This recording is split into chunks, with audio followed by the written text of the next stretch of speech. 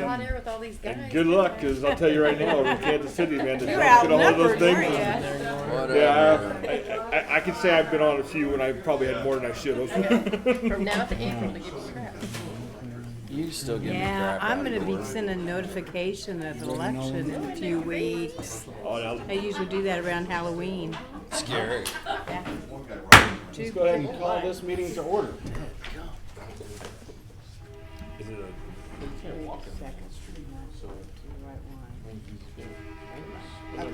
not kind of good? Brooks, Yes. Jacobs, Yes. Holmberg, Yes. Allen, Yes. Lund. Here. See how the first person screws it up and everybody follows? So to be All here, not right. yes. Approval of minutes. Move to approve. Brooks, Yes. Jacobs, Yes. Holmberg, Yes. Allen, Yes. Lund. Yes. Adoption of agenda, item 5. Move to approve. Brooks, Yes. Jacobs, Yes. Holmberg, Yes. Allen, Yes. Lund. Yes. All right, moving on to item 6, a presentation, the JCEDC semi-annual report. There's Tracy right back there. Presentation by Tracy Brantley, JCEDC Executive Director. Thanks, everybody. Thank you for this opportunity to be here this evening. I put some things at your place before you got here. It's a document that looks like this. This is going to be our new tracking report. I hope you like it. The board has been a little bit mixed about it. There's a lot of numbers there, not a lot of fluff. So if you like pretty pictures and not much else, there's not much there with regard to pretty pictures. So we'll do the pretty pictures. So we have a JCEDC as our fiscal year is actually our calendar year, January 1 through December, but I always like to come and take an opportunity to talk about JCEDC and where we're at your fiscal year end report, which would be September 30th. And so this will be for the full year, October 1 through September 30th, which will be your fiscal year, just to give you a snapshot. So. Just a brief overview. You know who we are, JCEDC, but for those in the audience, we're going to do a brief overview of JCEDC, and then we're going to go to the summary of the accomplishments and then the featured projects, which would be Opportunity Zone and the new Johnson County Small Business Development Center, which I think we might get a lot of questions about, and even the Opportunity Zone may spur some discussion. So feel free to ask questions at any time. I'd like to have a conversation, not just stand up here and talk, because I don't really like to do that, as most of you know. About us, we are a nonprofit. We're actually a 501c3. We're a public benefiting organization. So in that instance, we can't have members like you may normally see with like chambers and other organizations. Public benefiting organizations are required to provide services without regard for fees. And so we live by the generous donations of the city and the county and all of our financial institutions here in Johnson County and many of our communities, all working together to try to fund economic development across Johnson County. I just want to stop for a minute and say thank you to the city of Warrensburg for their generous contribution year over year. We wouldn't be able to do what we do. We wouldn't be able to do the kind of partnerships and opportunities that we're able to do and lead some of these economic development efforts without your support, and we greatly appreciate staff and the financial support of the city. So. We do work from data-driven action plan, and we'll talk a little bit more about that strategic plan in just a little bit, and I'm not going to go into a lot of detail like the last time I was here, but just sort of refresh your memories about where we were when I was here back in January and where we're at today and where we're going for 2020. We do collaborate a lot and we share a lot of resources. Obviously with a nonprofit you have to do more with less all the time, and so we're constantly looking for free resources, expertise, things that, opportunities with people that we can partner with and other organizations. And so we really do work regionally, even though our focus might be local. We're always looking for those resources out there that might be able to help us accomplish what we want to get done. Our board of directors right now, Drew Lewis is our president, and Taylor Elwell is our vice president. He's the mayor in Leeton. We also have Adam Morton, who's the mayor of Knobnoster. Our two city representatives are Harold and Casey. Thank you to those two gentlemen for your service to the board. And you can see the others on the board as well. So just a recap from the Plan for Growth 2021. As you recall, back in January when I was here, we had just come off the strategic plan, which provided a talent assessment and a targeted industry study and an organization strategic plan. That organization strategic plan had 162 work items, and Scott asked me the other day, he's like, why do you keep saying 162? Haven't you checked any of those off the list yet? And I said, well, it's sort of like taking the trash out. You can check the box, but then it comes back the next month. So it's never done. So maybe there's 160 work items now, I don't know. So there's a lot. I'm not going to count them anymore for you, just because Scott told me not to anymore. So. But I will be there this week to help you in Holden. So Thank I'll you. make up I for appreciate that. Thanks. So basically, we had a lot of work, and it changed pretty dramatically our goals. So we have always, in economic developments, traditionally, I've been in this business for about 30 plus years. I'm not going to say how long. But so our bread and butter has always been business retention, business expansion, business attraction. And so those have always been the wheelhouse of economic development. We really didn't care, or we cared, but we really didn't focus on other things outside of that. And so now with talent taking really such a big prominent role in economic development today, it's sort of flipped that scenario on its head. And so talent really comes first now, even in the site selection business. And then you have to have placemaking to have talent, and then the businesses come, and then you do business retention expansion.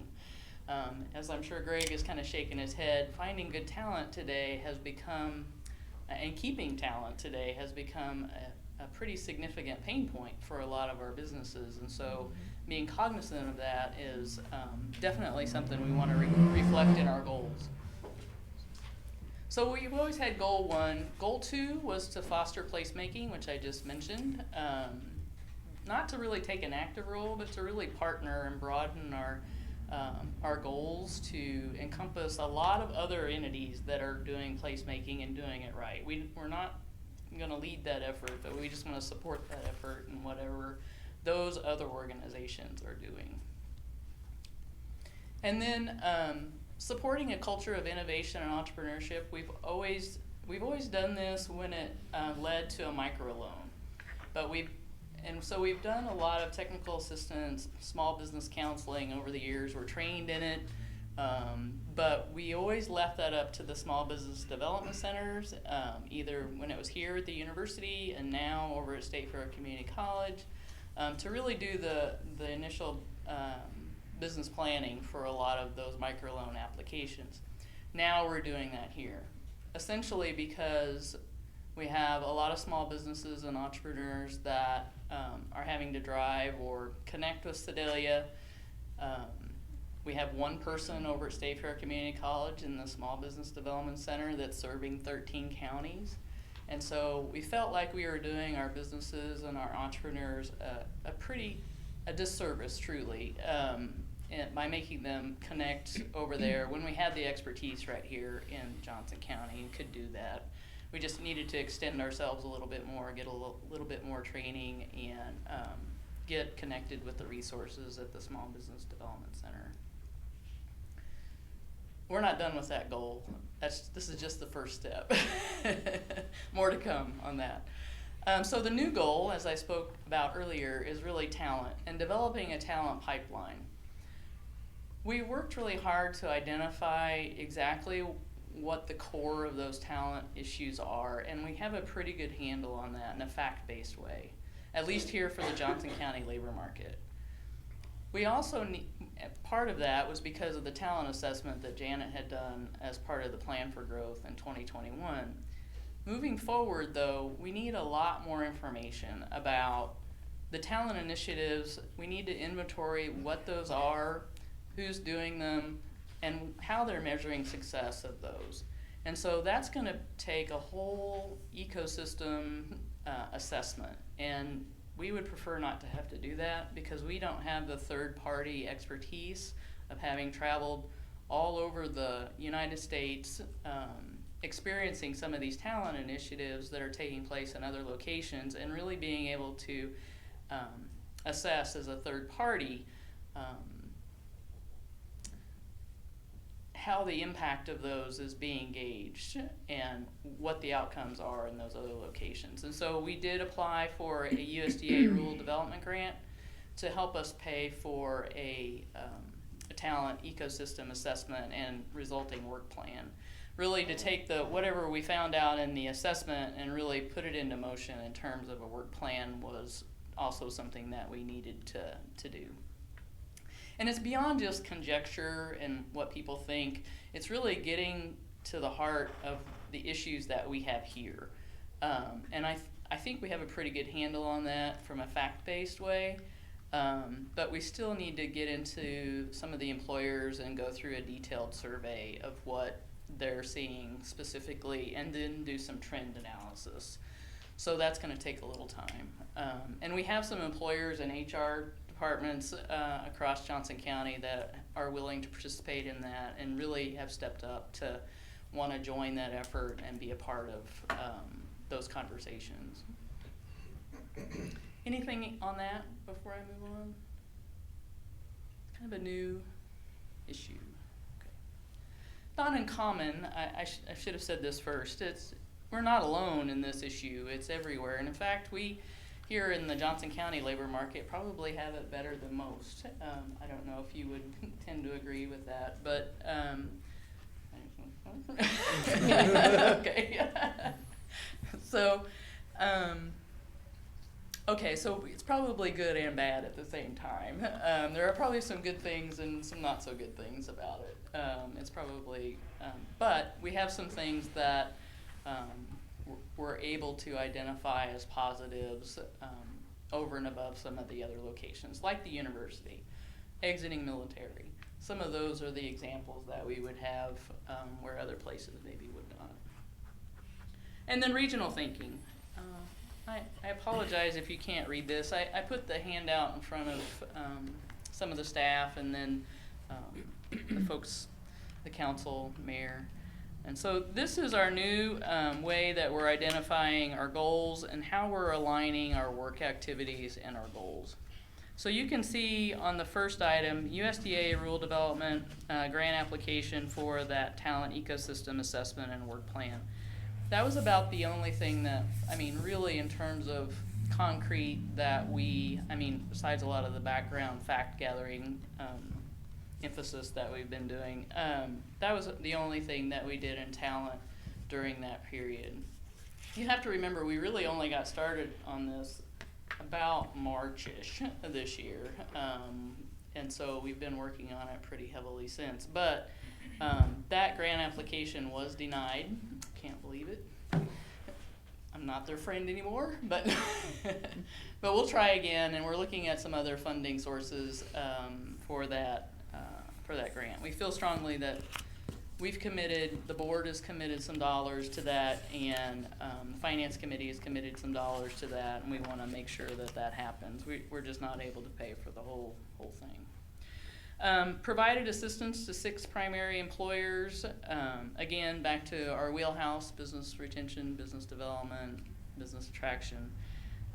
Approved a microloan for $10,000. See there, we partnered with Missouri Small Business Development Center at State Fair Community College.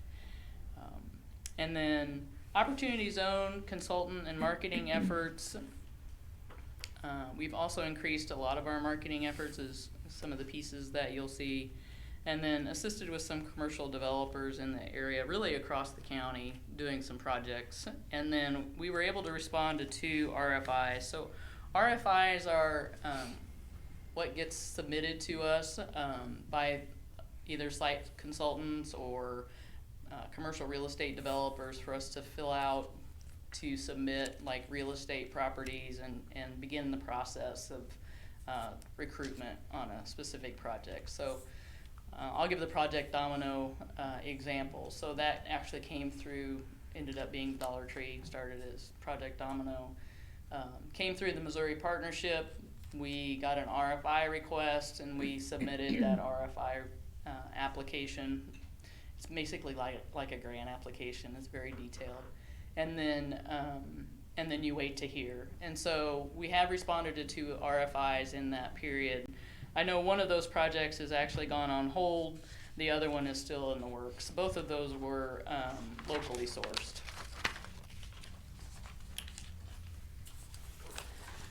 So the other thing we've been working really hard on this year, we've been onboarding basically 2 big projects. So the first project would be the Opportunity Warrensburg project, which would be educating ourselves and others about the Warrensburg Opportunity Zone, and really educating ourselves, learning what the benefits of the Opportunity Zone program is in terms of the 2017 tax code, and trying to figure out how do we use our dollars wisest to market this program and educate others about this program.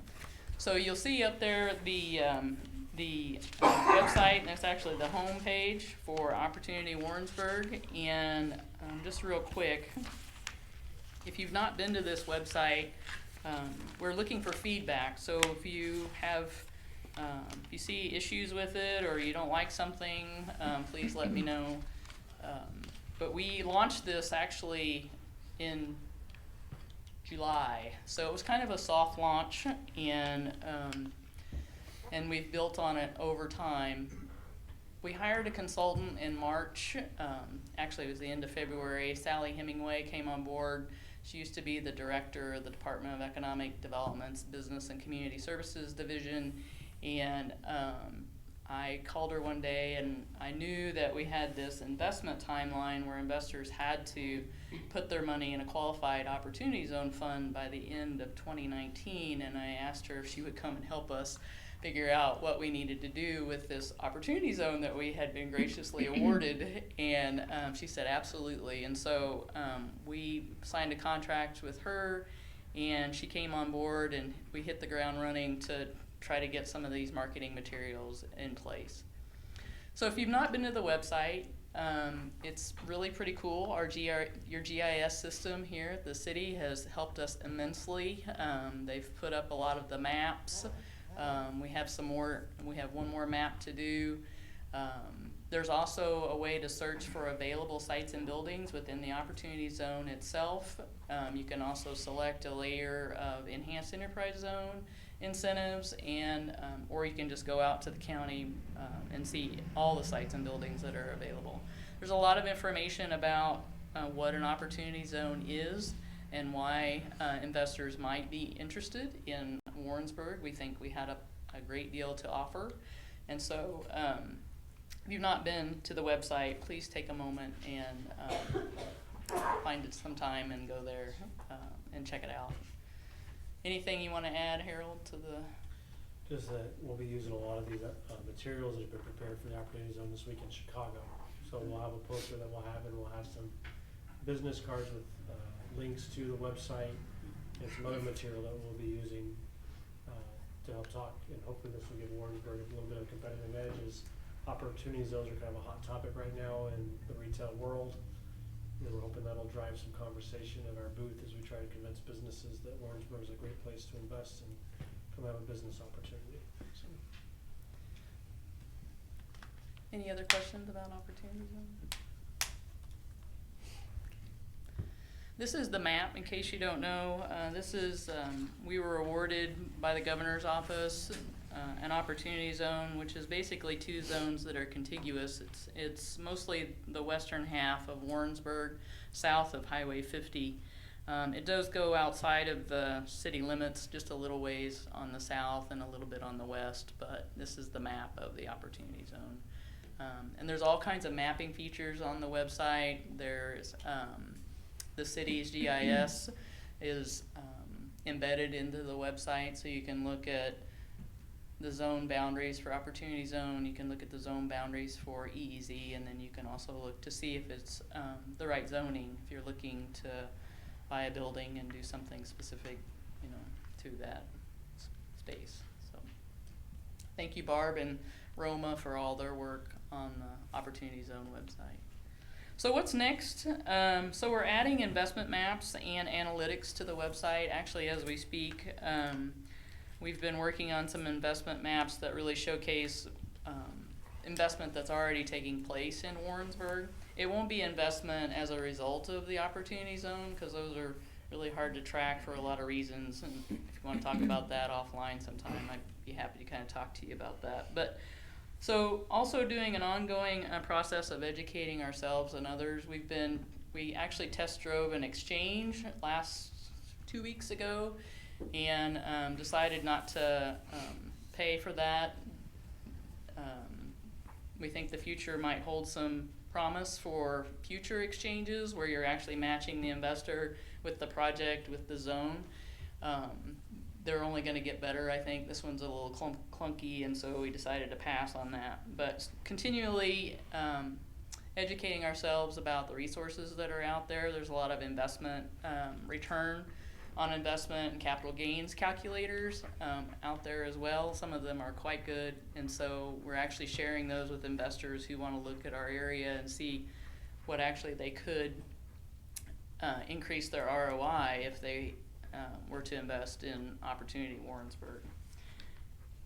Evaluating the impact of no-cost advertising options, continuing our direct mail and our email campaigns to qualified fund managers and real estate developers that we know.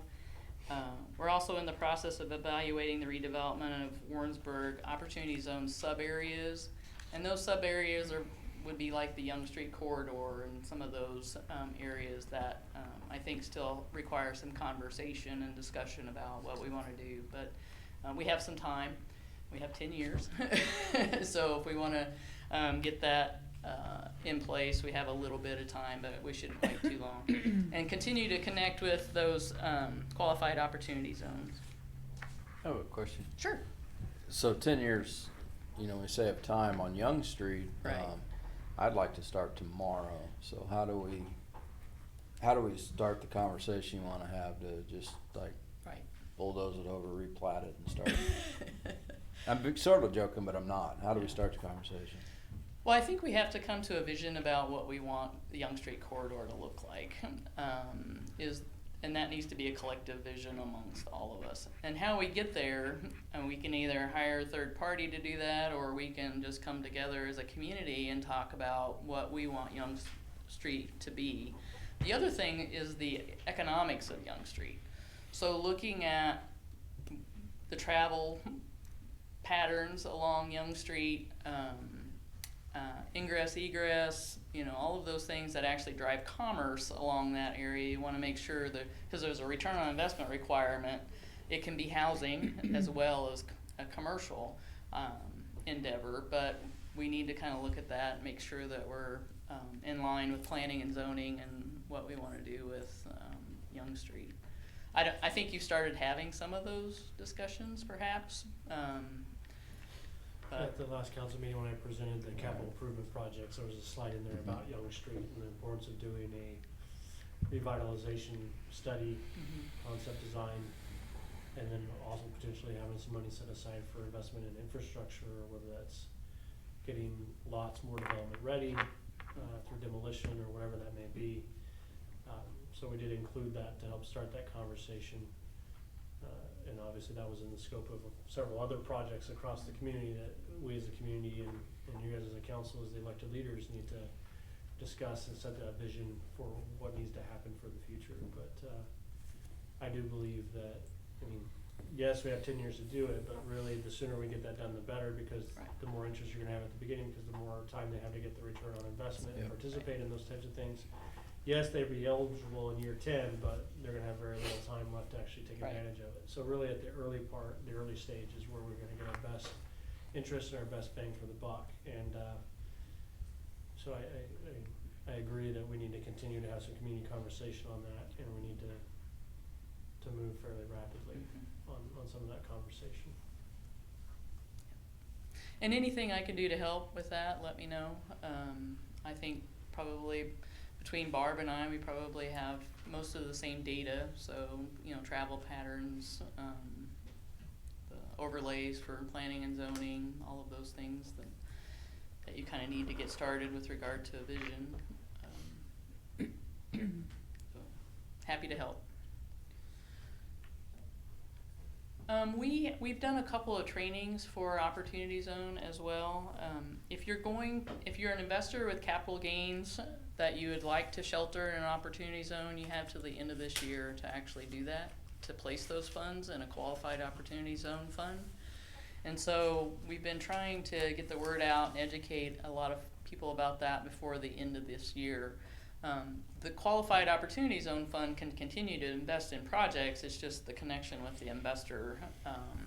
Obviously, if we have a personal connection with someone here in the community that has capital gains or stocks that they want to, earnings from stocks that they want to shelter for a while, this would be a way to do that. And so we've been trying to get the word out.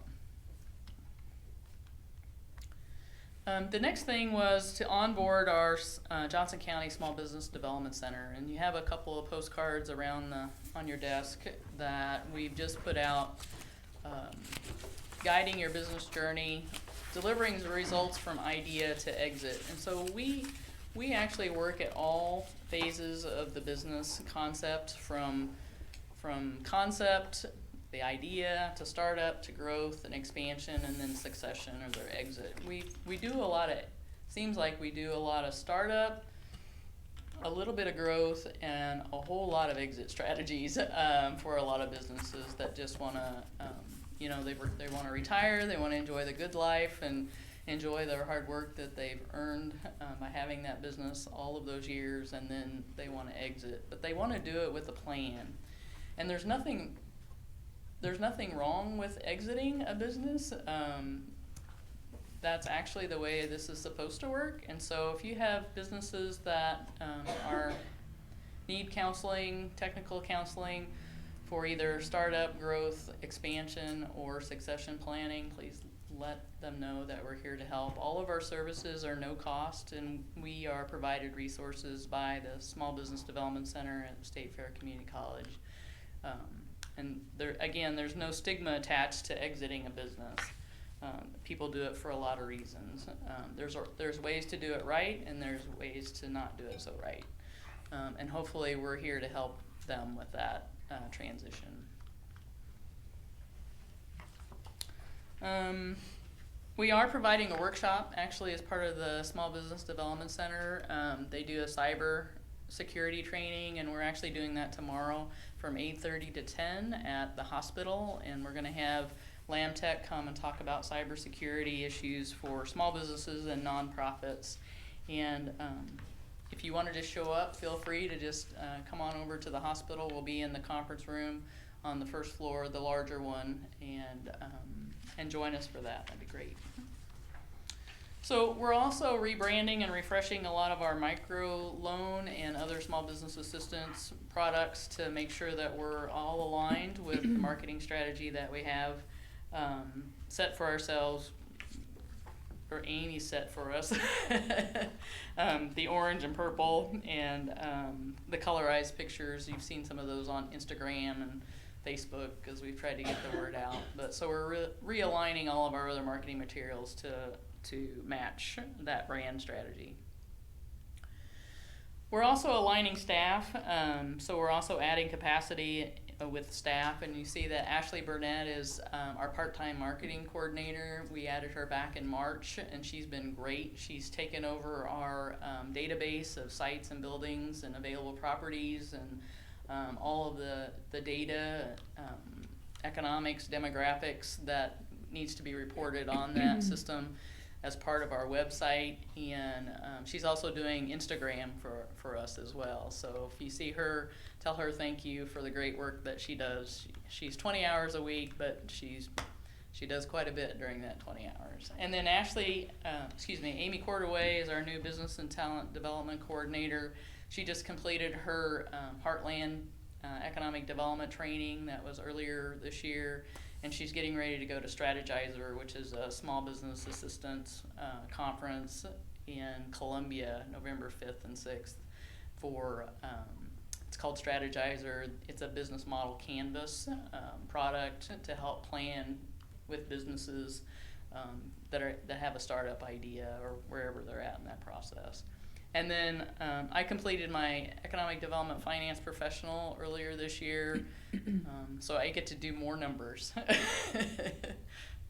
And so that kind of takes me to the end. You have all that other stuff in front of you. If you have any questions, I'm happy to answer those. Otherwise, you can just read the reports at your leisure, and if you have any questions at any time, I hope that you feel free and feel like you can pick up the phone and call or just send me an email. I'm happy to try to answer any questions that you would have. Thank you, Tracy. Thank you, guys.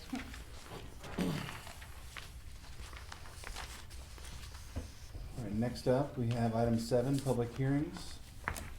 A public hearing on an ordinance enlarging an R3 low-density multifamily residence district by rezoning land located at 603 East Hill Lake Road from GB General Business District to R3 low-density multifamily residence district. Mayor and City Council, this is a property that's owned by the Nazarene Church on DD, and there's several maps in your packet. If you look at the zoning map, you can see that the entire parcel that the church owns is split into 2 zoning districts. Part of it, where the church is located, is zoned R3 already, and the property on west of it on Zoll Street is zoned R3 as well. And then the east half of the property is currently zoned general business. That's the area shown in red, and the portion that's being requested to be rezoned is that red part that's outlined with the yellow, which is kind of the north half of the red part. That is the area that they've requested to have rezoned to R3.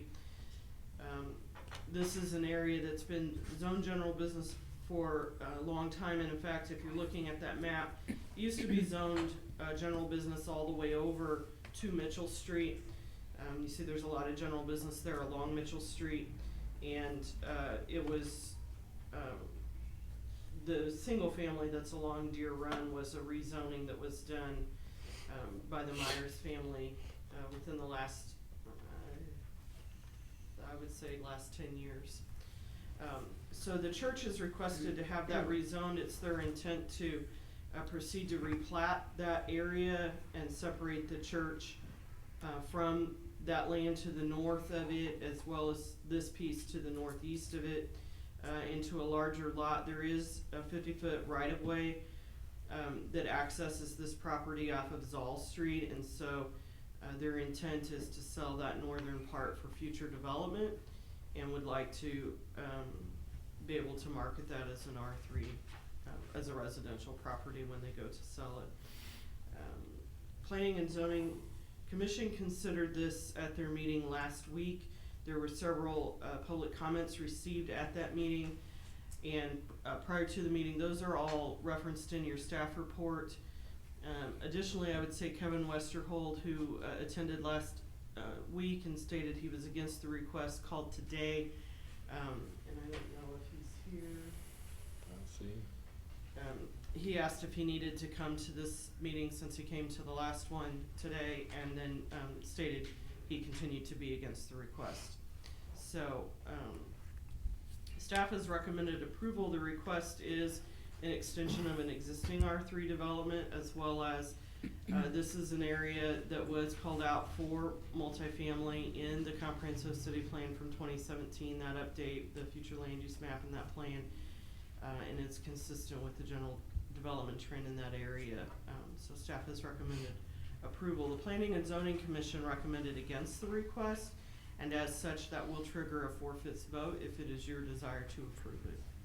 I'd be happy to answer any questions. There are representatives of the church here this evening.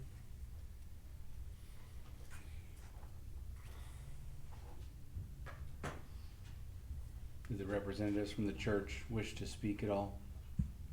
Pastor Bob from the church is not here. He couldn't make it, but if there's any questions, we'd be happy to answer them. I mean, all of them. I Right think one of now. my questions would be to you, sir, is why now? They're just basically looking to use the property for something. It's just sitting there going to waste. Has The anyone job business. expressed any interest at all in using it as commercial? Do what, I'm sorry? Has anyone, to your knowledge, so let me start that way. Has anyone expressed interest of using it as commercial at all? Not for the front section? No. The part that's to be rezoned? No. Actually, right this moment, we have nobody looking at it for R1 or R3. The reason we were looking at R3 is because that way they have an option. Right. They could put homes there or duplexes. It will fit roughly 7 duplexes, 5 to 6 homes max.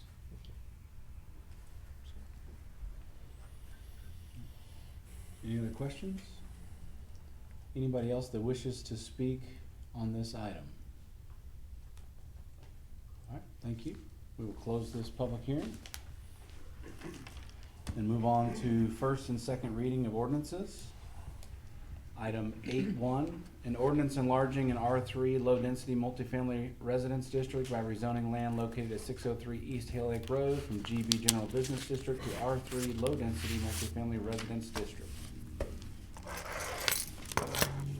It's basically what we just heard. We have our opportunity as a council to take action on this. Discussion? I mean, I'll say I support the idea. Let people use their property the way they deserve, or they choose. And it is a downgrading, from commercial down to R3, and it is consistent with the adjoining, areas. What was some of the thinking on why to not go with staff recommendation? There was not a lot of discussion at planning and zoning. I don't know that there was really any, not a lot in opposition to it. So they just said no for no reason? There was a couple people that came and spoke, in opposition, a couple neighbors, that would be, next to their property, and they, general consensus, helped me, Barb and Brian, but, was that they think that it would be harder to sell kinda as commercial, because people are less likely to use it, and they think if it was zoned R3, that people would likely build something, and it even has the potential to be multifamily housing, which they did not like. Well, and I'm not saying I don't like it, but I think looking at all the green and then Deer Run producing houses, it was a shame that we just didn't do it. It's not my decision, I'm just talking out loud as a council member, that we didn't just do R1 and maybe make a nice housing divisions development. For me is what I know there's apartments around there and that, and I understand general business, there's a lot of things that could go in there that neighbors would really hate versus houses and apartments. Yep. Not saying that anyone could relocate a pig farm, or I always use that as an example, sorry. Hotel But, might be a nice example. Yeah, so I just. Randomly. And, I mean, that's kind of how I looked at I'd it. love to see just the Yeah. R1. Well, it just, there was two different property owners there. Right. One was Yeah. the church, one was the Myers, and they, obviously aren't gonna build a road to someone else's property. Cause I mean, and that's kind of how I looked at it on planning and zoning. It's kind of how I look at it tonight. Is that 20 years ago, the guys that lived over in Northfield didn't think you could ever build a hotel where that hotel is being built, and if that would have got rezoned R3 at that point in time, they would have been protected from that happening. So, I mean, I think it's protecting them from DD becoming a 4-lane highway at 20 years from now, and a hotel saying, "Wow, it's a really great place across the street from the high school and whatever else gets developed out there." So, I mean, Well, and I don't wanna see no development. Once again, I think the R1 would have been good, but general business, I don't think we talked about, well, we did kinda talk about when I called Barb about years ago, we had this as general business. And now nothing's being developed on it, and where it was, when it was a long time ago when we didn't have all those Old Street and Larkin Court and all those correct, those apartments? This When was it just kinda was- all land at one time. Yeah, I believe this area was zone general business when it, in 92, before a lot of that Lake Anthony area started Right. building out. Right. It would have been slightly after that, I think, that it started building out. There is, in your staff report, a section called Planning and Zoning Commission action, and to the discussions they had are summarized there. There was some discussion of rear setback requirements, and parking lots and how close those could be to lot lines, maximum building height, and, those were kind of discussed as questions to the public comment that was received, but there was some discussion of those items. So the gentleman made a comment, I didn't catch it all, something about some duplexes and so many houses. Right now, just from guesstimation from the surveyor, you get about 7 duplexes in there, or roughly 5 to 6 homes. And the only reason we were looking at the R3 is that way they have an option, they can do homes or duplexes. So you- There's a line right there in the center, kind of where the yellow is to the far south.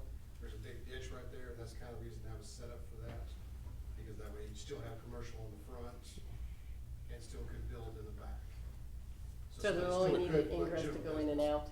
Do what? We only need, I was asking Barbie, go in and out, so all we need if they develop that area, you're not, It would either have a cul-de-sac or the hammerhead design.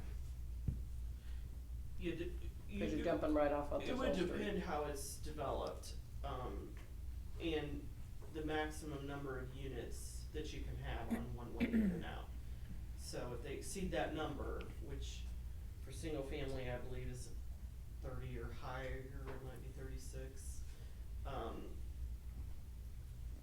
then the one-way entrance, that's all would be enough. With it being R3, it doesn't, R3 does allow regular multifamily apartments. The city doesn't limit it to single family or duplex.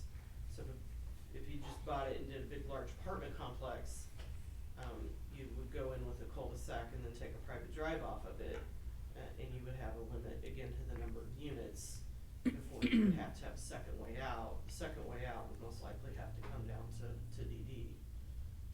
But not knowing what the future buyer is gonna lay out, it's hard to speculate.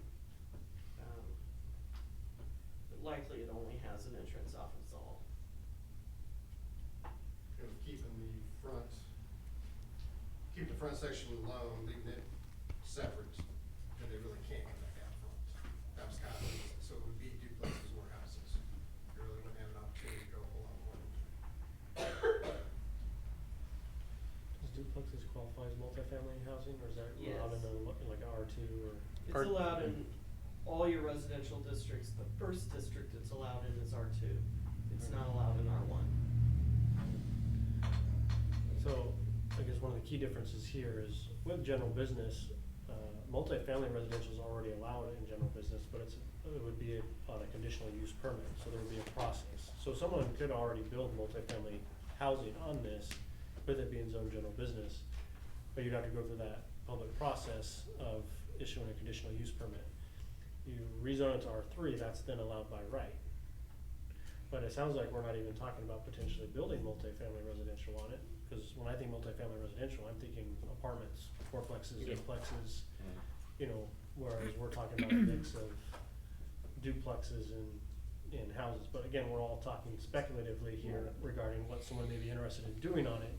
So really what you're talking about tonight is, with our zoning, what type of use do we want to allow there? And by going from a general business to a R3, you are taking some things off of the table. So for example, we just had last month, we had an issue regarding a Casey's gas station going right next to residential units. Well, that's zone general business, that's allowed there. The zoning dictates that. And that's the discussion you're having tonight is, what are you willing to allow there? And by changing it from general business to R3, there are some uses you're taking off the table that can no longer be used for.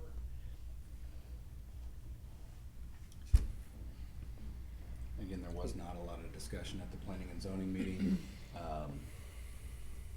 Just basically a couple folks that were felt better about the option of it being a business over, apartments. They're basically, businesses only make noise during the day, apartments could potentially make noises later was kind of their thinking, but I don't think they took into account, all of the options, that could be brought there as a general business. This is, in fact, and Brian and I voted in favor of this, we were the only, well, one other, Sean Barracks voted, for it as well. It is in fact a downgrading, which is making it more restrictive and more protection for the neighbors, in my opinion. I was very surprised at how the vote shook out based on the discussion. And that was kind of my opinion too, is it's more protection for the neighborhood. Then also, my impression was is that they felt that there wasn't a business that's gonna go in on DD there, so by leaving it general business, it'd probably be undeveloped land for a long time. Well, I go back to my Northfield, that was a 20-year ago argument there, that if it's general business, then nobody's ever gonna develop there because the land's too bumpy and too rough, and we now have a hotel there, so. So I don't see any general business being built right now, but if we left it as the council at this, what could go in here potentially without the apartments and the houses that the neighbors, Mallory Court, Deer Run, even some Zoll people are looking at that could potentially face them even in 5 years? I mean, you have all the uses that general business allows, so that would be hotels, motels, all your retail, office uses, doctor's offices, Gas stations. things with banks, manufacturing facilities, schools, churches, libraries, daycares, convention center, outdoor recreation uses, indoor recreation uses.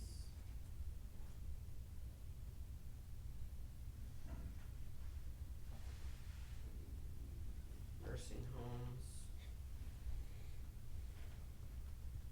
restaurants, bars, nightclubs, all your motor vehicle related operations except for body shops, indoor, outdoor storage facilities. So there's a lot of things on that list that Literally would have, anything.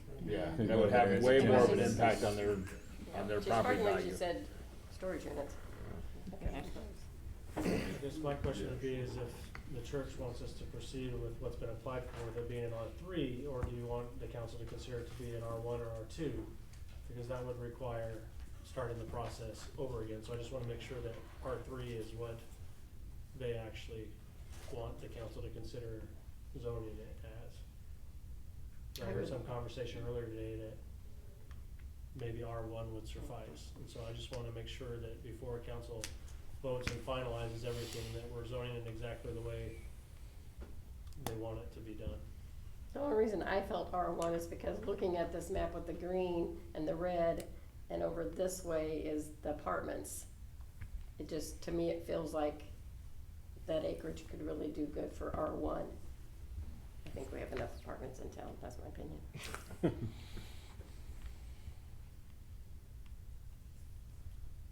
At the same time, as we zone things, we do try to zone buffers, and so it is not uncommon for an R3 to serve as a buffer between a general business and an R1 or R2.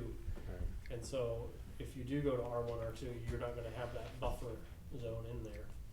So in that sense, R3 does typically make sense to butt up against a general business zoned area to provide some protection to the single family homes. I guess to me, it comes down to, do we have does the public have the word's escaping me, but like a life limb or eyesight priority to deny them the ability to rezone their property to do with what they want, unless there's a, incredibly, I'm sorry, I'm fudging my words right now, but unless there's a key issue that is here for us to consider, then I think we should respect their wishes to rezone it. But there again, planning and zoning other than 3 people denied it. And that's what I'm hesitant with. Why did they deny it? I don't always go with planning and zoning, but there has to be a reason, other than no discussion. It caught me off guard. Yeah, me too. I was very surprised that got voted down.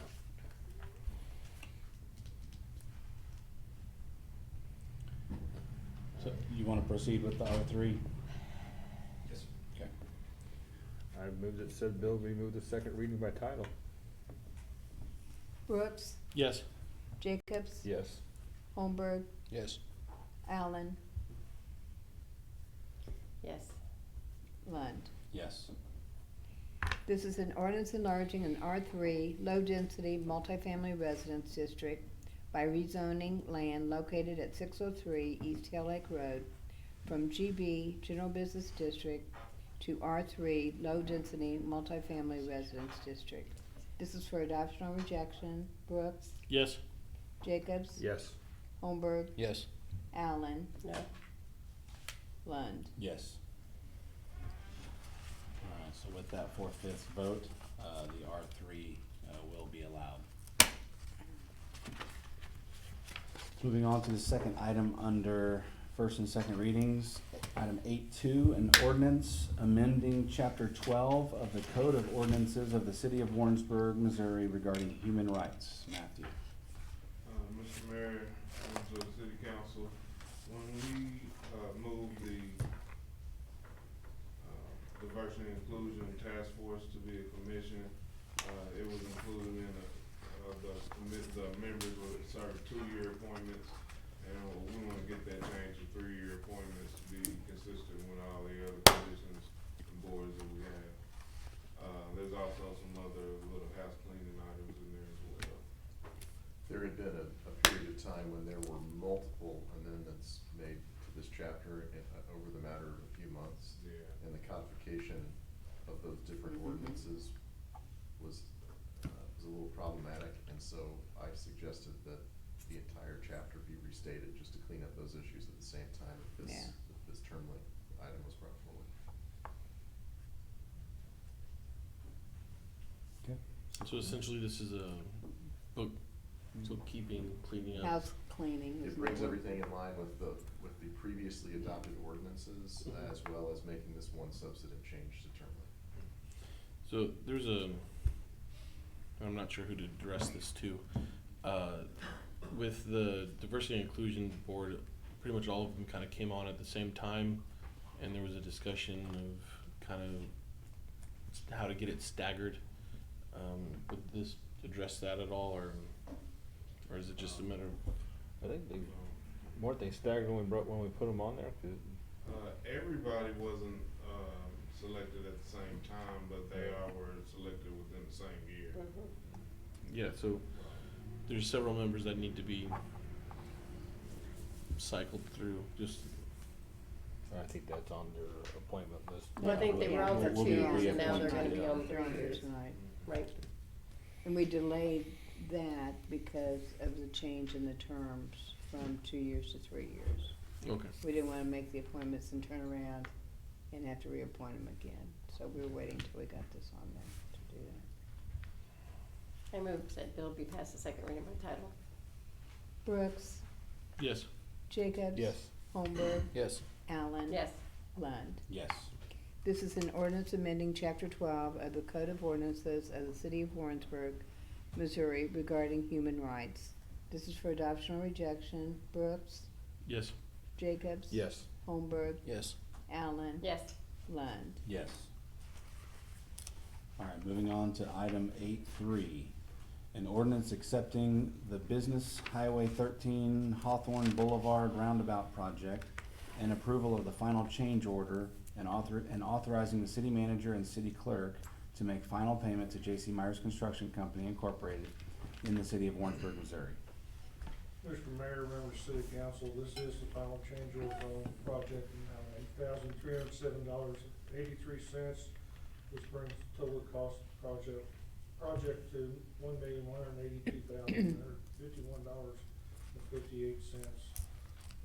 Final walkdown's been completed on the project.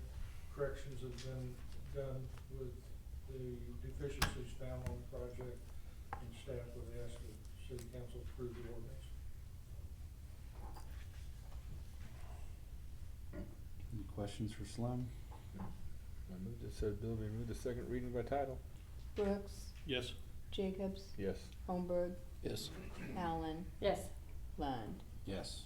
This is an ordinance accepting the Business Highway 13 Hawthorne Boulevard roundabout project and approval of the final change order and authorizing the city manager and city clerk to make final payment to J.C. Myers Construction Company Incorporated in the city of Warrensburg, Missouri. This is for adoption or rejection. Brooks, Yes. Jacobs, Yes. Holmberg, Yes. Allen, Yes. Lund. Yes.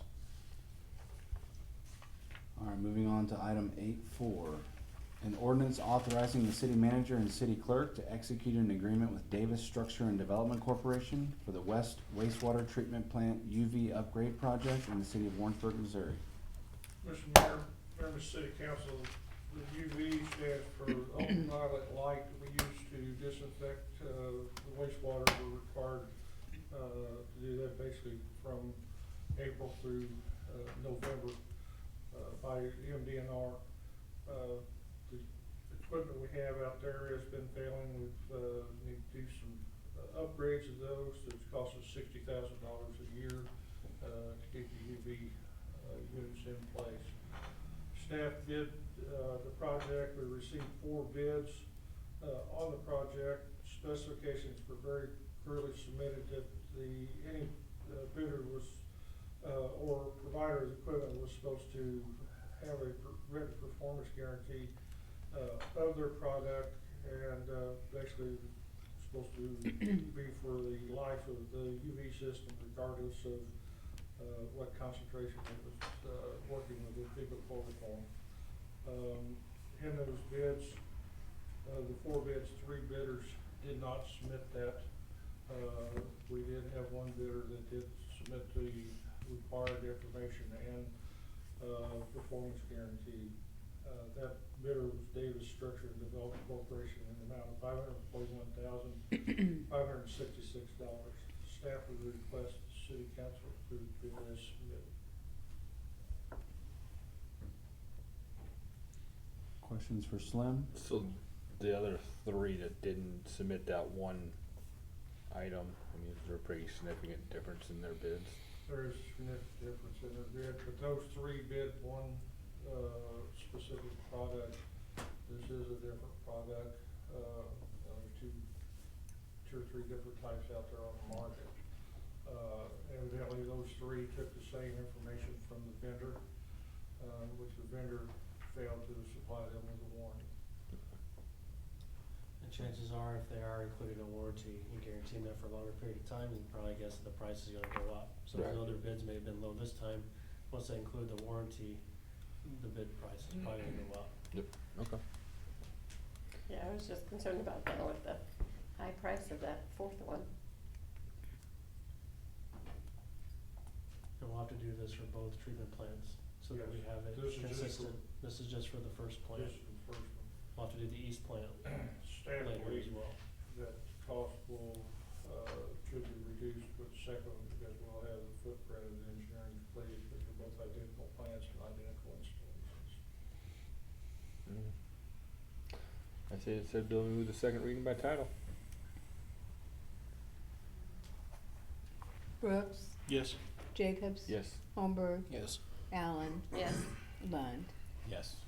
This is an ordinance authorizing the city manager and city clerk to execute an agreement with Davis Structure and Development Corporation for the West Wastewater Treatment Plant UV Upgrade Project in the city of Warrensburg, Missouri. This is for adoption or rejection. Brooks, Yes. Jacobs, Yes. Holmberg, Yes. Allen, Lund. Yes. Moving on to item 8.5. An ordinance authorizing the city manager and city clerk to execute an amendment to the municipal advisor services contract between the city of Warrensburg, Missouri and Piper Jaffray and Company. Mr. Mayor, members of the city council. In 2016, we entered into a contract for municipal advisor with Piper Jaffray. It was initially basically a 3-year contract, so our 3 years are up now. And to go on with them as municipal advisor, we would need to sign an additional contract for 12 months, for a 12-month period. We continue to do this after this 12-month period is up, or it will probably be best to go to market with a new contract for the next time. But for this time, I think this is the way to go. So staff would recommend approval. Any questions? Any discussion? We entertain a motion? I move this bill be read the second reading by title. Brooks, Yes. Jacobs. Yes. Holmberg. Yes. Allen. Yes. Lund. Yes. This is an ordinance authorizing the city manager and city clerk to execute an amendment to the municipal advisor services contract between the city of Warrensburg, Missouri and Piper Jaffray Incorporated. This is for adoption or rejection. Brooks, Yes. Jacobs. Yes. Holmberg, Yes. Allen, Yes. Lund. Yes. Moving on to item 8.6, an ordinance amending chapter 24, article 2 of division 4 of the Code of City Ordinances of the city of Warrensburg, Missouri regarding sewer improvement fees. Harold?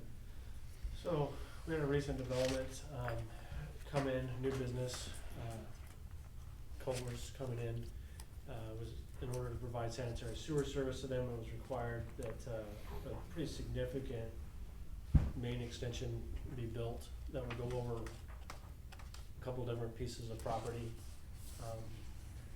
And basically what they requested was that in their experience in building in other communities, that some communities had basically a reimbursement agreement that should any other of that property develop in the future and they connect onto the sewer main that they paid for to be extended, if they could be reimbursed by that developer for the costs that they fronted in putting that sewer main in.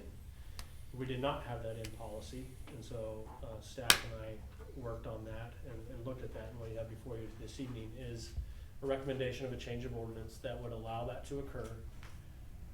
It does it in a way that the city is not on the hook. We're not guaranteeing any reimbursement to the developer, so they're still making that investment on their own and choosing to do that. But it does allow that if anyone else comes in and builds and connects to that line, that in addition to paying the tap fees and those types of things that the city already collects, we would collect an additional payment that would go back to the developer that originally put in the sewer main. So they're not left paying for someone else's development. So that's what we have before you this evening. We'd be happy to answer any questions that you have with regards to that. How common is this type of ordinance? It's becoming more common. I think it's a way to provide some equity.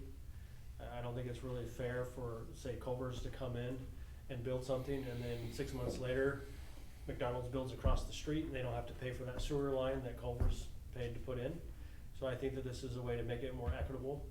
It also transfers and makes, hopefully, the developers more interested in investing in that cost versus us as the city being required to put that main in and take that money out of our sewer users' pockets to pay for that. So they upfront the cost, they invest in that, they build, and then hopefully they get a little bit of money back later. So we are seeing that a little bit more commonly across the country and across the state with regards to these types of policies and ordinances that allow that to occur. And the city already has something similar to this for main extensions that the city had funded, impact fees and drainage basins where the city was paying for those extensions. So this essentially would extend that into the private developer arena on the same basis.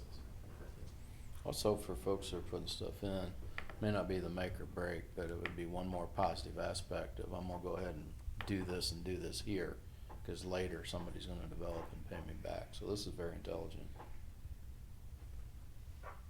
Move said bill be passed the second reading by title. Brooks, Yes. Jacobs. Yes. Holmberg, Yes. Yes. Allen, Lund. Yes. This is an ordinance amending chapter 24, article 2 of division 4 of the Code of City Ordinances of the City of Warrensburg, Missouri regarding sewer improvement fees. This is for adoption or rejection. Brooks, Yes. Jacobs, Yes. Holmberg, Yes. Allen, Yes. Lund. Yes. Moving on to item 9, other business. Item 9.1, a resolution authorizing the offering for sale of Neighborhood Improvement District Limited General Obligation refunding bonds for the benefit of the city of Warrensburg, Missouri. Matthew? Mr. Mayor, members of the city council, earlier this year in June, we discussed, refinancing some of the Hawthorne debt to lower those interest payments. This year will give, staff the approval to go ahead and go to market with those and start the process of, refinancing those bonds. Do you have any questions or anything for me? We also have, Matthew Courtney from Parker Jeffrey here as well. If there's anything you need to ask him as well. I know we've had several meetings on this, so I feel pretty confident. I like paying less.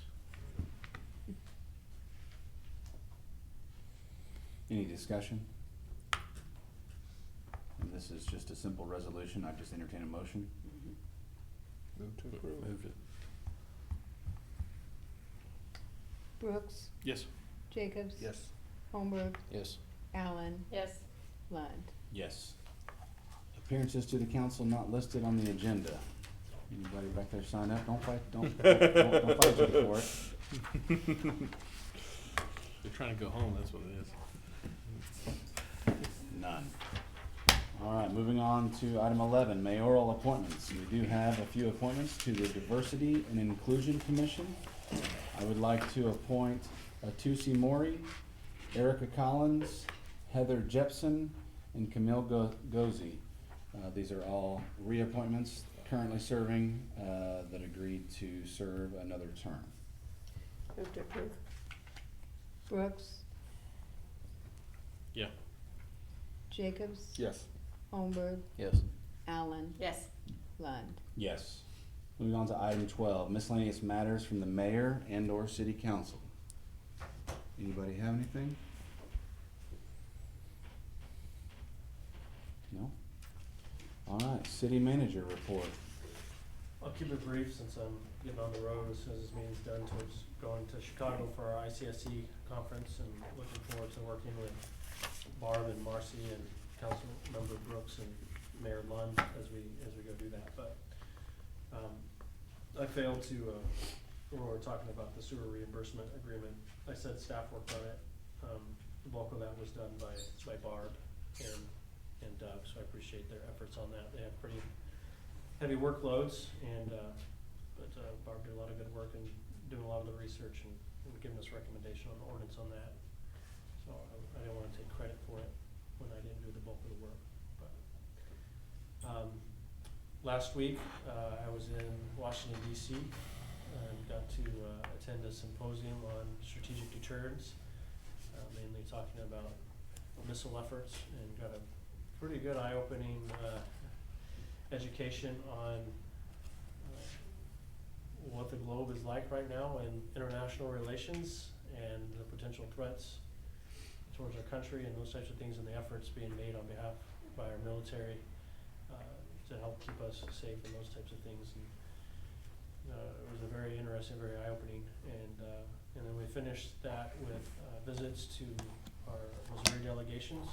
So we met with staff from Hartzler's office and Blunt's office, and also with I'm drawing a blank on the new one, Holly's office, and they were very supportive.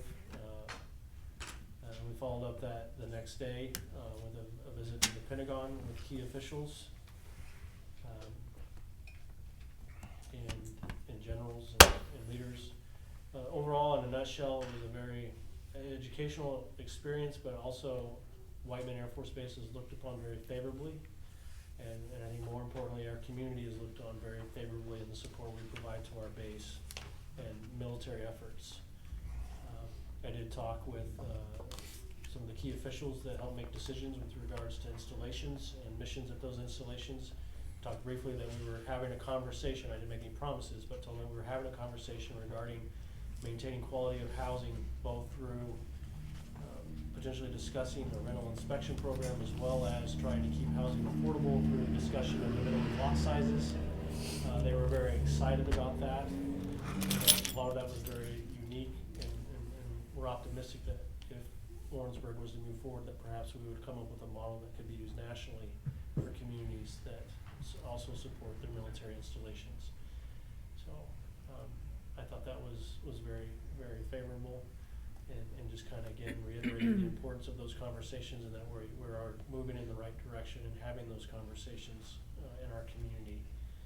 If we want to continue to maintain Whiteman Air Force Base as a valuable asset and major employer and economic impact to our community and to our region. So that's a brief synopsis on my trip to Washington DC, and I'll be out of the office for the next couple of weeks as I'm in Chicago and in Nashville, learning how to be a better city manager and bring back ideas that communities across the country are doing to make their communities better as well. So I don't have anything further to report. Matthew?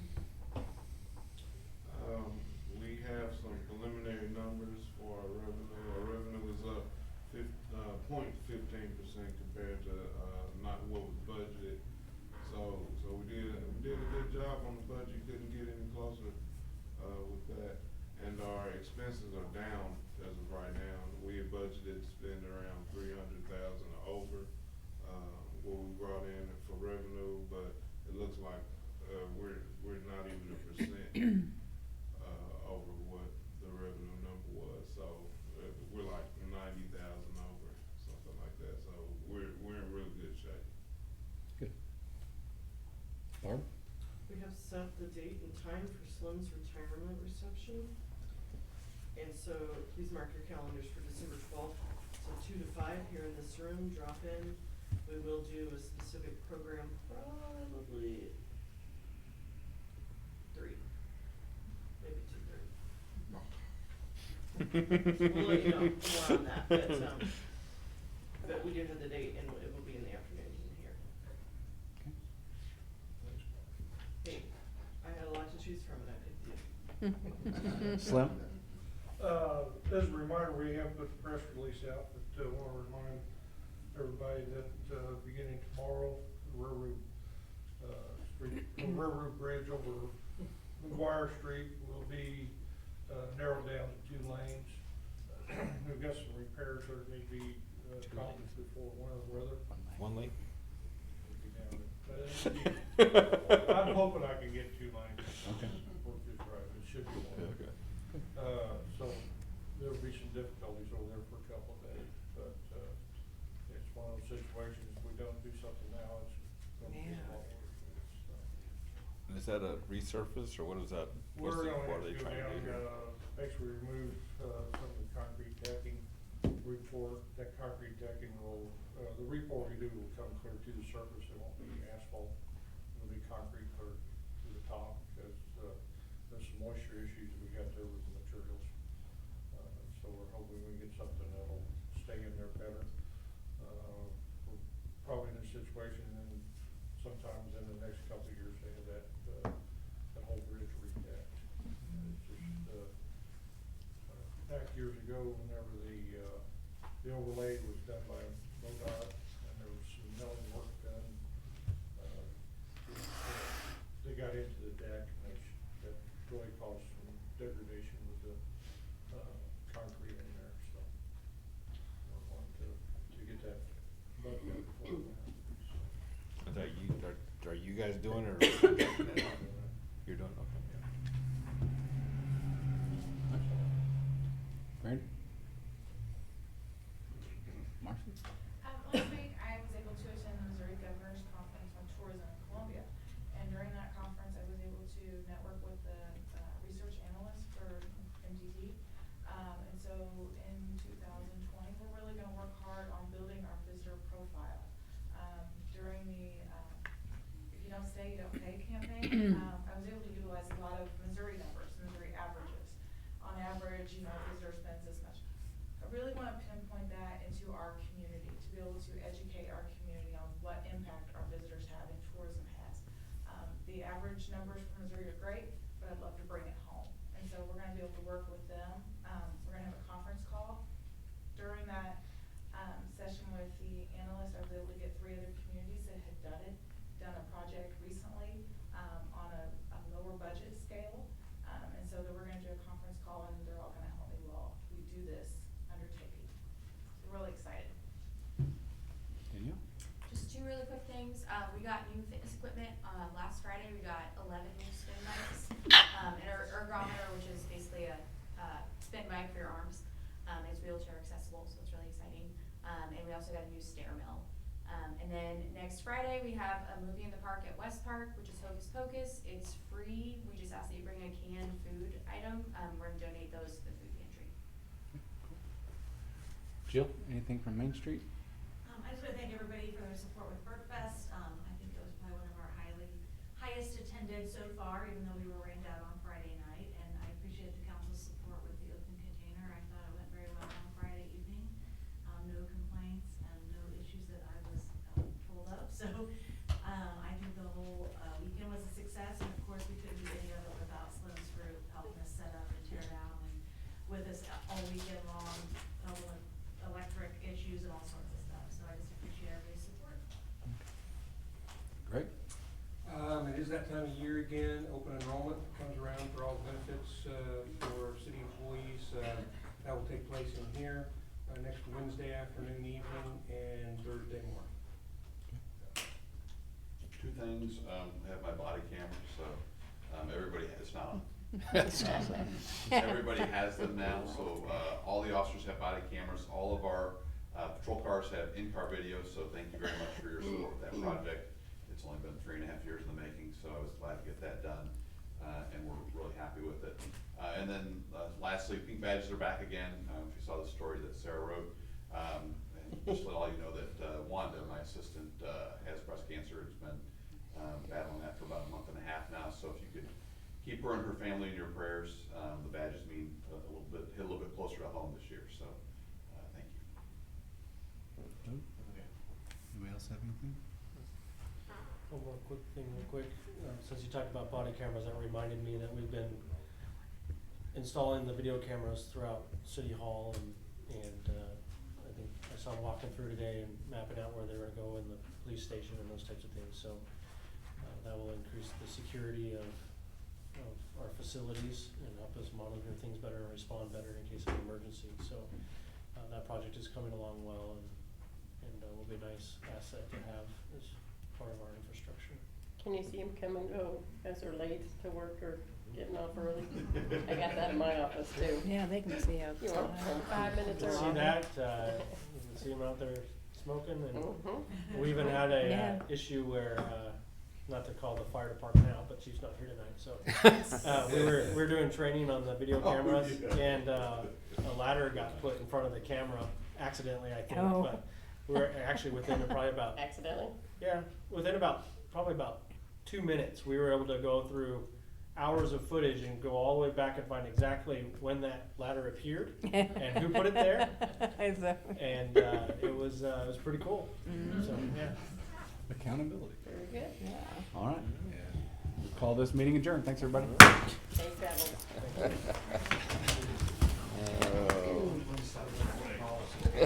You never know when somebody's watching you anymore. Talking tomorrow? Jeannie was filling out the UPS thing, and the guy hadn't even gotten in yet. And I said, "You could see him out there, couldn't you?" And she said, "Yep." I wanted that project to go, but I didn't. Yes, I do. I mean, I didn't not want it to go, so I said, no, the second room is a really good And I do have your cell, right? What? I do have your cell, right? If you don't, you soon will. I wanted to land and develop something, I really wanted to.